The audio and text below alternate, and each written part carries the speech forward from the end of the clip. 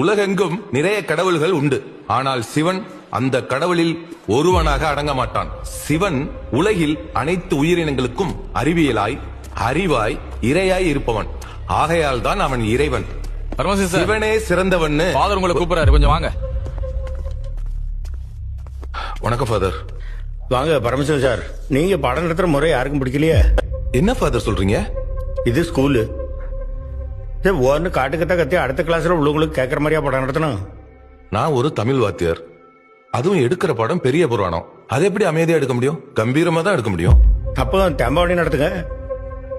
தெம்பாவளி தனியா, பெரிய புராணத்துக்கு தனியா மார்க் போடுதாவ, தமிழுக்குன்னு மொத்தமா தானே போடுதாவ.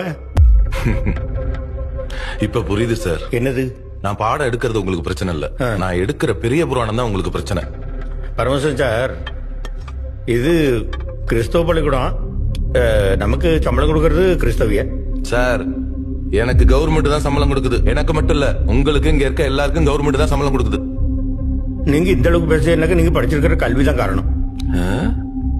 அந்த கல்வியை நமக்கு கத்துக் கொடுத்தவங்க வெள்ளக்காரவே. அந்த வெள்ளக்காரவே இங்க வரலன்னாக்க நீங்க பிச்சை தான் எடுத்துக்கிட்டு இருக்கணும்.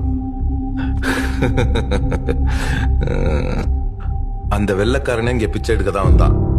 அது மட்டும் இல்ல ஃபாதர், அவங்க அங்க ஆடுபாடு மேய்ச்ச காலத்திலேயே இங்க கல்வி அறிவு, அரசியல் அறிவு இருந்திருக்குன்னு ஜோசப் பெஸ்கி என்கிற வீரமா முனிவரே சொல்லியிருக்காரு. அது மட்டும் இல்ல, அவர் செத்ததுக்கு அப்புறம் தன்னோட கல்லறையில இங்கே ஒரு தமிழ் மாணாக்கன் உறங்குகிறான் அப்படின்னு எழுதி வைங்கன்னு சொல்லியிருக்காரு. அப்படின்னா அந்த வீரமா முனிவருக்கு தமிழ் கத்து கொடுக்க ஒரு ஆசிரியர் இருந்திருப்பார்ல.